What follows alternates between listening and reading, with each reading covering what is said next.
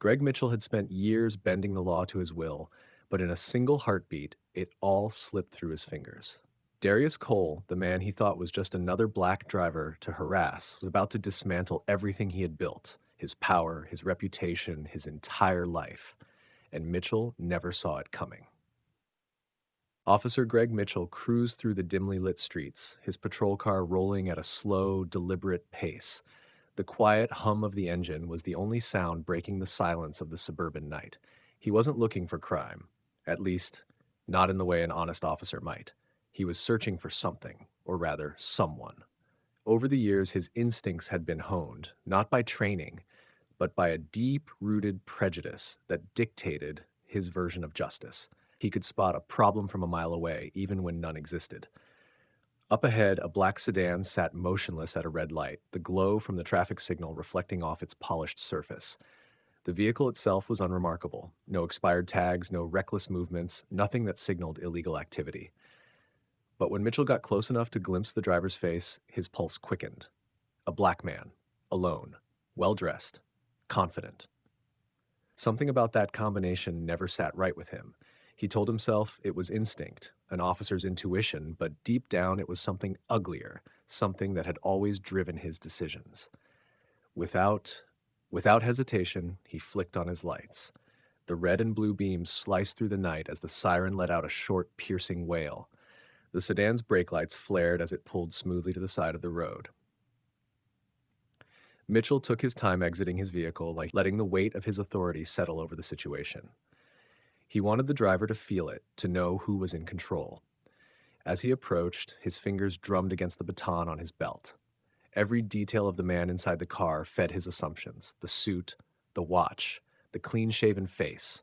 He'd seen this before. Black men who thought they were above being questioned, above the law. It was time to remind him otherwise. Reaching the driver's side window, Mitchell tapped on the glass, watching as the man inside calmly lowered it. There was no hesitation, no fumbling for papers, no stammering excuses, just quiet patience. Mitchell didn't like it.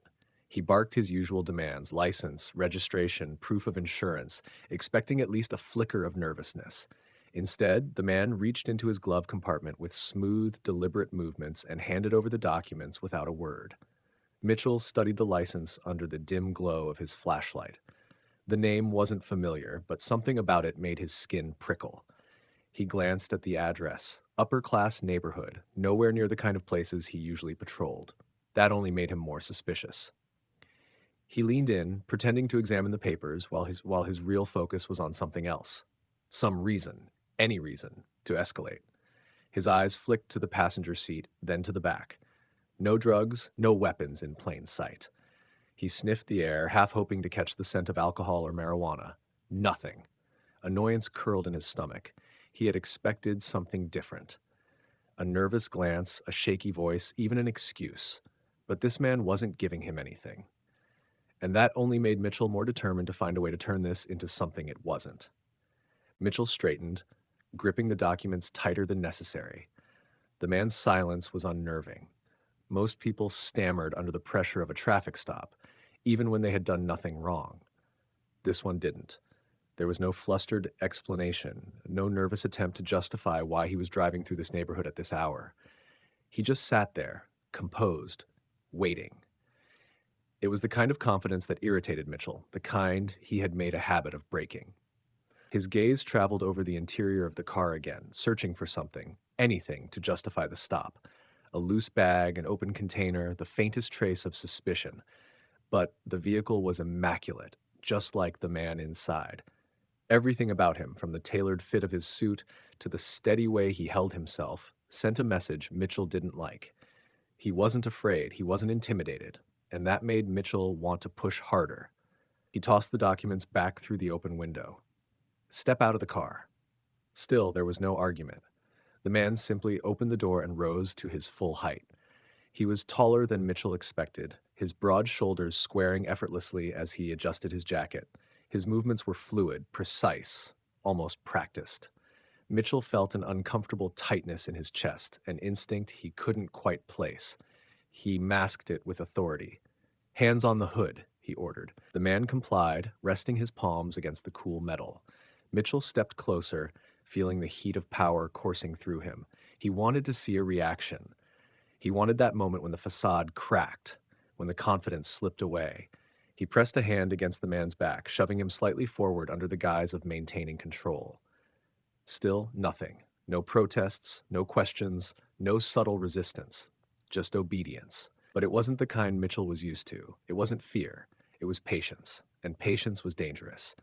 He moved his hands over the man's pockets, patting him down with deliberate force, searching for something that could justify taking this further. His fingers brushed against a wallet.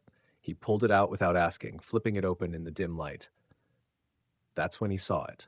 A badge. Mitchell's heart skipped. Not a police badge, not a detective's credentials. Something worse. With something that made his blood run cold. Internal affairs. His grip on the wallet tightened. His throat felt dry. He blinked once, twice, hoping he had misread the title stamped in bold gold lettering. But there it was, staring back at him, mocking him, stripping him of every ounce of control he thought he had. Mitchell's mind spun. He had profiled the wrong man. Not just a black man in a nice car. Not just someone he could bully for the night. This was the type of person who could end his career, who could tear apart everything he had built. And he had just made a fatal mistake. The wallet felt heavier in Mitchell's grip, as if the weight of the badge inside had suddenly become unbearable. He swallowed hard, his pulse hammering in his ears. His fingers tightened involuntarily around the leather, his mind racing through every possible way to salvage the situation. He had stopped this man on a whim, a careless abuse of power he had repeated countless times before. But this wasn't just some nobody. This was the worst possible target he could have chosen. The man remained still, his hands resting on the hood of the car, his posture unshaken. He had let Mitchell push him, had let him take control of the situation, but now it was clear that the control had never really belonged to Mitchell at all. Every action, every decision had led to this moment, and suddenly, he wasn't the one calling the shots. Mitchell's breath hitched as a second patrol car pulled up, tires grinding against the pavement. Officer Kyle Hendricks stepped out, his expression neutral as he surveyed the scene. Hendricks and Mitchell had worked together for years, their methods aligned, their secrets buried deep. One glance was all it took. Mitchell's clenched jaw, the tension in his stance. Hendricks understood. He approached, his hand already hovering near his belt. "What's going on?" His voice was calm, but there was an edge to it, the kind that came from dealing with too many stops that had gone sideways. Mitchell hesitated. If he admitted the truth, that this man was internal affairs, everything would unravel. Every report he had doctored, every incident that had been brushed under the rug, every abuse of power that had gone unpunished. It would all come back to him. Instead, he did what came naturally. He lied. "Possible hostile suspect," Mitchell said, keeping his voice steady. "Won't answer my questions." Hendricks' eyes flickered with understanding. They had played this game before, twisting reality to fit their needs. It was easy. Paint the suspect as aggressive, plant doubt before any real questions could be asked. But then Hendricks' gaze fell on the wallet in Mitchell's hands, and he saw the badge. His entire demeanor shifted. His spine straightened, his mouth pressed into a thin line. He took a slow step back. "You sure about that?" Hendricks' voice was lower now, his words careful. Mitchell's stomach churned. He wasn't sure of anything anymore. Panic clawed at his throat. This was spinning out of control too fast. He had options, none of them good. If he let the man go, everything he had done tonight could be documented, reviewed, exposed. If he arrested him, there would be consequences far beyond what he could handle. And then the worst thought entered his mind. The one he had relied on before when things got complicated. No witness, no problem. His fingers inched toward his gun. Mitchell's hand hovered near his holster, his fingers twitching with hesitation. His mind raced through the consequences, the chain reaction that would follow if he let this play out naturally. He couldn't afford that. Too many things had been buried, too many reports rewritten, too many victims whose voices had been silenced before they could ever be heard. If this man walked away, all of it would come crashing down. His breathing became shallow, his pulse pounding against his skull. He had been in tight spots before, but this was different. This was no ordinary suspect. This wasn't someone who could be intimidated or coerced into silence. This was someone with power, real power, the kind that reached into the highest levels of the department, the kind that could end careers with a single report. Hendricks took another step back, his hands now clearly visible, signaling that he wanted no part in what was about to happen. Mitchell barely noticed. His focus was locked on the man standing in front of him, the man who still hadn't spoken, still hadn't reacted. That patience, that calculated stillness. It wasn't fear, it was control. And Mitchell couldn't stand it. He could feel the weight of his weapon at his hip, the cold steel only inches away from his fingertips. He had drawn it before, used it as leverage, as a tool to establish dominance. But this time, the stakes were higher. This wasn't about a routine stop. This wasn't about bruised egos or teaching someone a lesson. This was about survival. His fingers curled around the grip. The moment he moved, the man reacted. It happened so fast that Mitchell barely registered it. 1 second he was reaching, the next his wrist was locked in an iron grip, twisted at an angle that sent a sharp jolt of pain shooting up his arm. His other hand shot out instinctively, trying to regain control, but the man was faster, shifting his weight and stepping in, using Mitchell's momentum against him. In an instant, Mitchell was off balance, stumbling backward.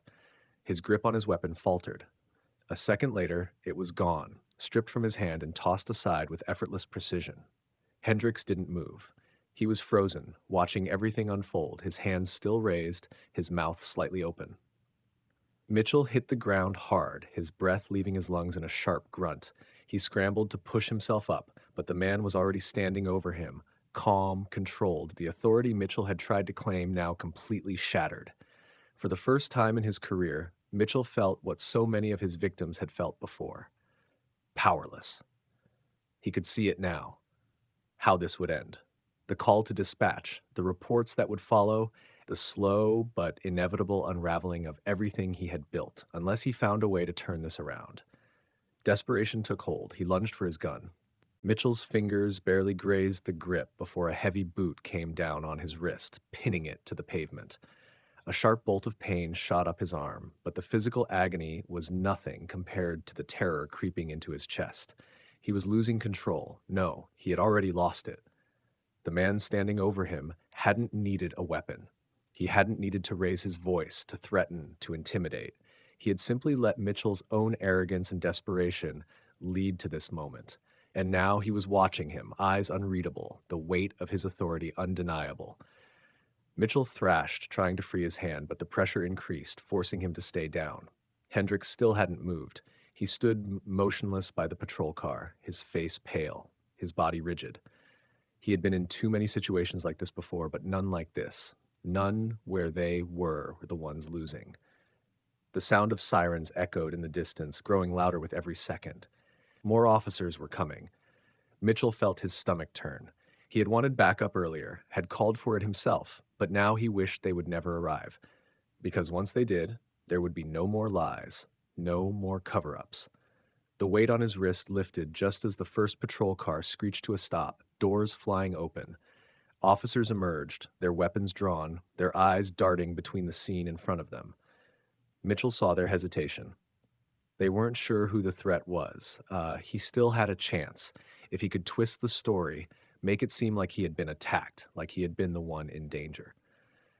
But before he could speak, the man pulled out his badge and held it up. The words Internal Affairs Division gleamed under the flashing red and blue lights. Everything changed in an instant. The officers froze. The tension in the air thickened. Mitchell saw the flicker of realization in their eyes, the shift from uncertainty to understanding. The man they had nearly drawn their weapons on wasn't a suspect. He was the highest-ranking investigator in the department, the one responsible for exposing corruption, for dismantling officers who had crossed the line. Mitchell felt his world collapse. The man finally spoke, his voice calm, authoritative, unwavering. He recited Mitchell's name, his badge number, the years of misconduct attached to it. He spoke of excessive force complaints, falsified reports, internal investigations that had mysteriously disappeared. Every skeleton Mitchell had buried was being unearthed in front of the very officers he had once stood beside. And then came the final blow. You're under arrest. The words landed like a hammer, sealing his fate. Cold steel handcuffs clicked around his wrists, the same ones he had slapped onto so many others without a second thought. As they pulled him to his feet, Mitchell's eyes met Hendricks. There was no loyalty left between them, no brotherhood, no unspoken pact. There was only fear, fear of what was coming next.